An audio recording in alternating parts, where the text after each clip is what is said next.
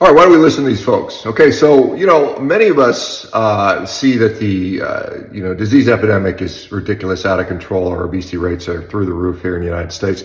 And, there is a professional class called the dietitians, and these are the registered dietitians that go through training. They'll point to the fact that, I have all this training and therefore what I say is infallible, not realizing, and as a physician, I was taught that half of what I was taught is probably wrong. I don't know that dietitians get the same message, but clearly some of the things they learn in school don't seem to work. I mean, I sat at a conference not long ago where a registered dietitian talking about diabetes said that, the diet for diabetics should be the exactly same as for everyone else. A quote unquote healthy, food guide, my pyramid, whatever diet is appropriate for all diabetics. And clearly we see some significant problems in that regard. Now, a lot of dietitians, as most of you, or maybe some of you don't know, most of the major dietetics groups are infiltrated and funded by these, big food, ultra processed food companies, Coca-Cola, Nabisco, PepsiCo, Danone, on and on and on.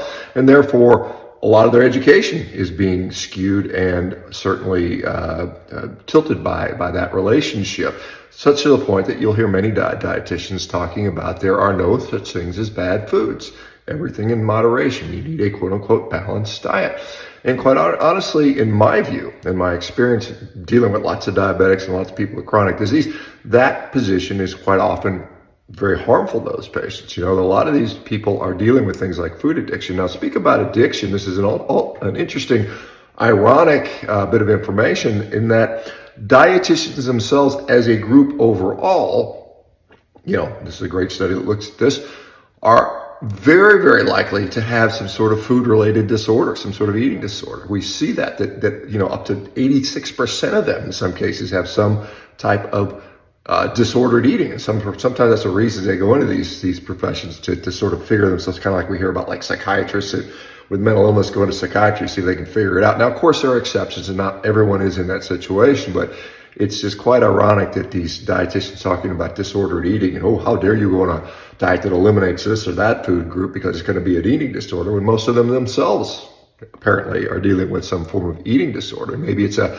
attempt to therapy themselves. And if you've talked to, as I have, people that have gone through anorexia treatment as inpatients, what they do there is they literally force feed these people junk food. So there's no bad foods. Get over your fear of eating cake and chocolate, chocolate chip cookies and ho-hos and Twinkies and ice cream. It's going to force feed you to eat that. And this is a standard sort of operating procedure that you're wrong if you won't eat garbage. There's something wrong with you, right? Or if somebody wants to just I don't want to eat garbage. Well, you're a weirdo. You're in a cult or something like that. So anyway, not all dietitians are bad. Obviously, there's exceptions. There's people that sort of get it, that are waking up to this. But quite honestly, the majority of them are sort of in this brainwashed pool that has been taught. They've been educated by the big food companies. And this is what we deal with. And this is some of the results we see that. Let me know what you think. Have you had experience with dietitians? Maybe you're diagnosed with diabetes. What did they tell you? Did it work for you? Did it not work for you? Anyway, interesting stuff. Let me know what you think. Talk to you later. Bye-bye.